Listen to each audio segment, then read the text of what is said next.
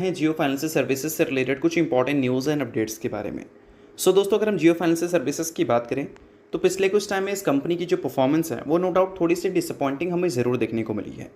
52 week high से 14.4% की गिरावट इस कंपनी में दिख रही है, बट ऐसा नहीं है कि कंपनी के पर्सनल रीज़न की वजह से गिरावट दिखी है। अगर पिछले कुछ टाइम का बाजार का सेंटिमेंट ही अगर देखोगे तो वही आपको नेगेटिव देखने को मिला है। इस वजह से काफ़ी सारी कंपनी जो कि रिसेंट टाइम में अच्छा परफॉर्मेंस डिलीवर की थी, उन सारी कंपनीज़ में प्रॉफिट की बुकिंग अभी हम रिसेंट टाइम में विटनेस भी कर रहे हैं। और सिर्फ प्रॉफिट बुकिंग नहीं, अगर हम बात करें वैल्यूएशंस की तो एक टाइम पे 130 के पी पे ये कंपनी आपको स्टेबल दिख रही थी। अभी के टाइम पे देखोगे तो 120 के पी से भी ये कंपनी नीचे जा चुकी है।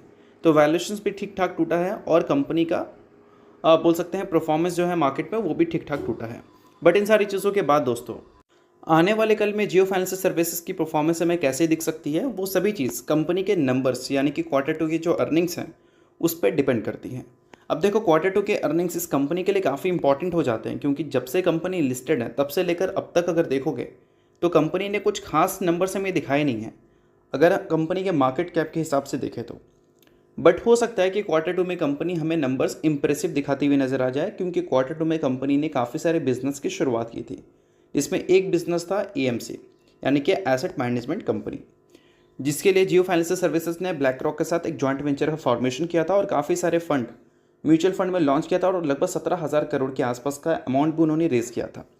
और इसके अलावा फंड रेज इन्होंने किया था इसी Q2 के पीरियड में। अब इंपॉर्टेंट ये है कि Q2 के नंबर्स जियो फाइनेंशियल सर्विसेज के लिए तो इंपॉर्टेंट है ही, बट साथ में बाजार के लिए भी इंपॉर्टेंट है, क्योंकि अब हमें पता होना चाहिए कि जियो फाइनेंशियल सर्विसेज जो है वो निफ्टी 50 का पार्ट है। और कोई भी कंपनी जब निफ्टी 50 का पार्ट होती है तो वो कंपनी इंपॉर्टेंट होती है बाज़ार के लिए, क्योंकि उन कंपनी के जो नंबर्स होते हैं और उन कंपनी की जो परफॉर्मेंस होते हैं उसी की बेसिस पर डिसाइड होता है कि निफ्टी कैसा परफॉर्म करेगी। और जो कंपनी अंडर परफॉर्म करती है उसको निफ्टी से एग्जिट कर दिया जाता है, और जो अच्छा परफॉर्म करती है उसको एंट्री मिल जाता है। अब जियो फाइनेंशियल सर्विसेज को एंट्री क्यों मिला मुझे पर्सनली नहीं, क्योंकि ना कंपनी के नंबर हमें अच्छे देखने को मिलते हैं और ना ही मार्केट में कंपनी का उस लेवल का परफॉर्मेंस।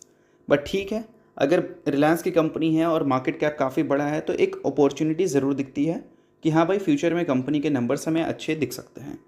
और ऐसा नहीं कि कंपनी बिजनेस के लिए कुछ कर नहीं रही है, बिल्कुल कर रही है। अगर हम कंपनी के एक सब्सिडरी की बात करें जो कि है जियो पेमेंट बैंक, उनसे रिलेटेड इंपॉर्टेंट अपडेट्स की, तो उन्होंने दोस्तों सेविंग प्रो अकाउंट लॉन्च किया है, जिसमें बोल सकते हैं आप इन्वेस्ट कर सकते हैं surplus money in overnight fund, जो ऑफर कर रही है अप टू 6.5% का रिटर्न।